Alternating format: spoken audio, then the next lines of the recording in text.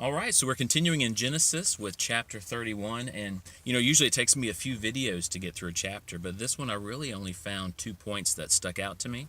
So I want to share those two points with you. So here we have Jacob leaving Laban, and if you look at verse 7, it says he's talking to his wives, Rachel and Leah, and he says, "Your father has deceived me and changed my wages 10 times, but God did not allow him to hurt me."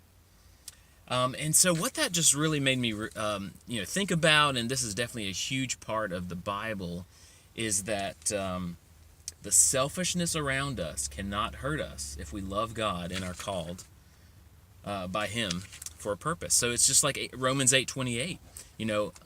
All things work together for good for those who are called, for those who love God and are called according to His purpose. And so here we have a great example of that. Laban tried to take advantage of Jacob. He was more concerned about himself than Jacob, and God didn't let it hurt Jacob. How beautiful is that?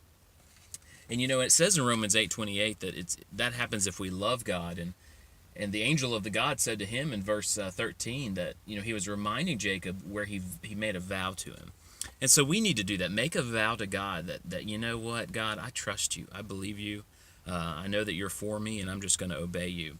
And then that way you can claim this. So we are surrounded by selfishness in this world, but it can't hurt you if you're living for God, because God is not going to allow anything to get in the way of the destiny that He has for you. And that's really where this focus is. Of course, people can hurt you in so many ways, but just like what we're going to read about with Joseph, that his brothers putting him into slavery actually was what put him into power. And so that's how it is with us. So many people are not going to like you, and that's okay. That's normal. That's what this life is about. And I found that many times people not liking me is good for me, because what it does is it just keeps me on my toes. It makes me stronger. It allows God to bless me without me becoming too arrogant. And that way it keeps me humble. And I've always noticed that somebody is against me right before God is about to elevate me more or put me in a better position. I was just thinking about my life, and that usually happens, that somebody is against me right before God is getting ready. For me, it was changing a job or career or something like that. So anyway, don't worry about it. And then the other thing is where Rachel takes these idols from her dad. And of course, she is, and Leah, but I think it was mainly her that communicated that they were kind of bitter toward their father because he sold them, and they just didn't feel like he cared about them.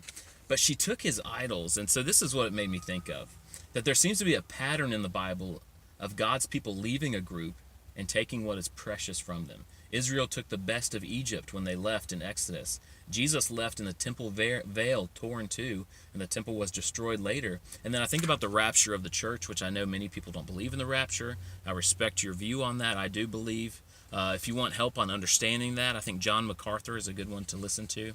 You can just look up on YouTube John MacArthur and Rapture.